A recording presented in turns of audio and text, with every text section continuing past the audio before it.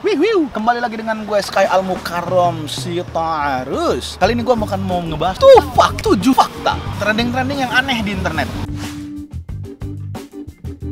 Video-video lucu itu memang lagi banyak banget karena emang ya lucu aja buat hiburan gitu. Stand up comedy misalnya, stand up comedy itu emang nggak pernah nggak trending dari awal mula season kemarin sampai sekarang ini penontonnya selalu banyak karena emang ya bagus juga gitu. Gue juga suka. Satu hal yang lucu itu pasti trending. Selamat menikah dengan nenek-nenek itu kan lucu, itu trending men.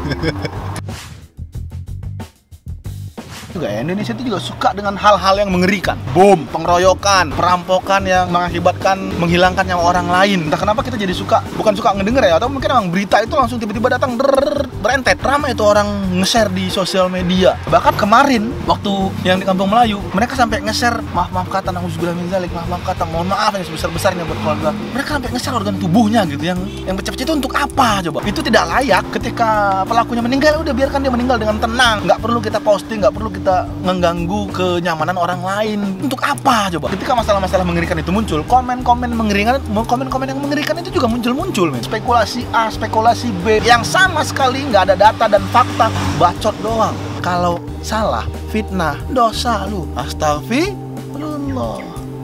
Asik.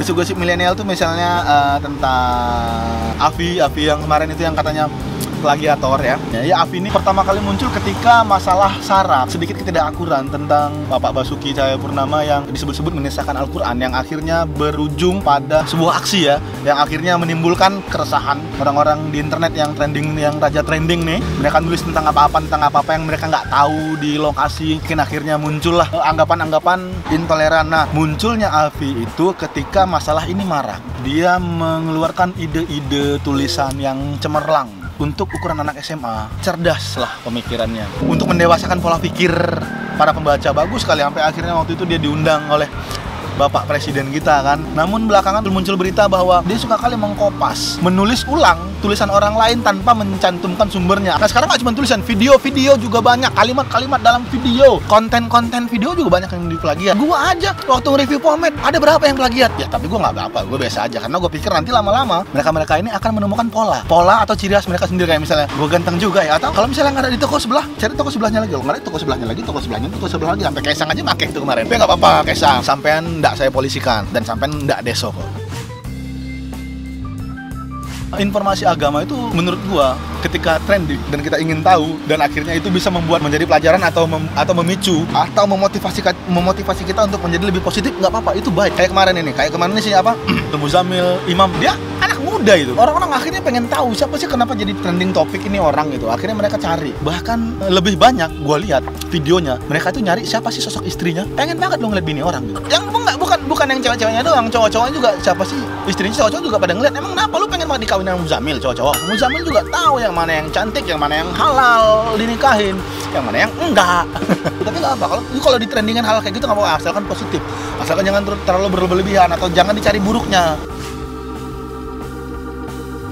Gue nggak ngerti kenapa teman-teman kita sekarang tuh suka sekali menghina presiden. Kalau yang gue lihat sekarang adalah ada beberapa komen yang gue baca, ya iyalah, orang presiden kita aja kafir, pendukung kafir ya kafir, antek-antek, ya Allah. Dalam Islam, Allah tidak pernah suka dengan orang yang menghina pemimpinnya. Haram. Gak ada itu. Salah satu ridho yang turun dari Allah adalah ridho dari seorang pemimpin juga. Presiden kita loh lagi berjuang untuk membangun negara ini dengan baik, lo maki-maki. Lo bisa apa? Lo punya kontribusi apa gitu. Janganlah mencari permusuhan. Tidak baik gitu, tidak baik. Gue bukan emosi kan, gue ini orang Batak jadi ngomongnya begitu, Le. Maaf ya, Le. Nah, gue nggak benci sama siapapun. Gue orang yang nggak suka kayak gitu. Saya tak aing dia.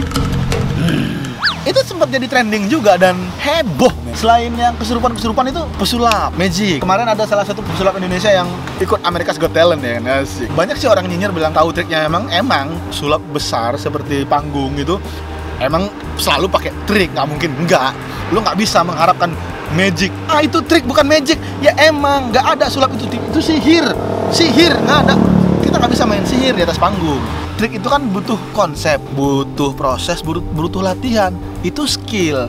Jadi harus dihargai walaupun lo tahu triknya gimana, tapi lo nggak kepikiran kan bikinnya. ya kan? Nah, di situ letak penghargaannya. Jadi harus dihargai. Trending topik dan masalah yang disukai orang Indonesia yang terakhir itu adalah pembahasan tentang olahraga. Bola, MotoGP. Kalau MotoGP 2 minggu sekali, kalau bola itu seminggu sekali. Atau bisa kadang-kadang seminggu 2 kali. Yang paling trending tuh MU. Trending buruknya udah dulu udah kemarin. Nah, insya Allah nih tahun ini kan terus kayak kemarin Rossi. Di ini juga, wah pasti trending topik setiap minggu tuh. Rossi, Marquez finish pertama, bisa akhirnya nyalip finalis yang pemegang poin pertama. Akhirnya sekarang dia mengalahkan finalis dengan beda 5 poin segala macam. Oh, kemarin sempat ada bulu tangkis yang mereka dipush terus sama supporter Indonesia. Supporter dipush terus sampai akhirnya dengan mental yang baik, dengan semangat juang yang baik, akhirnya petenis asing itu melawan Indonesia menang. Dan selebrasinya yang katanya kontroversial dan itu banyak dihujat sama netizen. Ya menurut gua nggak perlu dihujat. Lu menang dalam sebuah tekanan yang begitu berat. Lu bayangin ada 100 orang yang ngecengin gua, minimal gua busungin dada depan mereka, men. Minimal. Karena itu adalah tekanan psikologis dan itu wajar sekali sebenarnya. Wah, sangat amat wajar sekali. Supporter kita tuh harusnya bisa belajar dari kemenangan mereka. Pemain-pemain kita juga bisa belajar dari kemenangan betapa gigihnya mereka dalam tekanan yang begitu dalam. Mereka bisa keluar dari tekanan itu dan menjadi juara dan menang. Lu bayangin.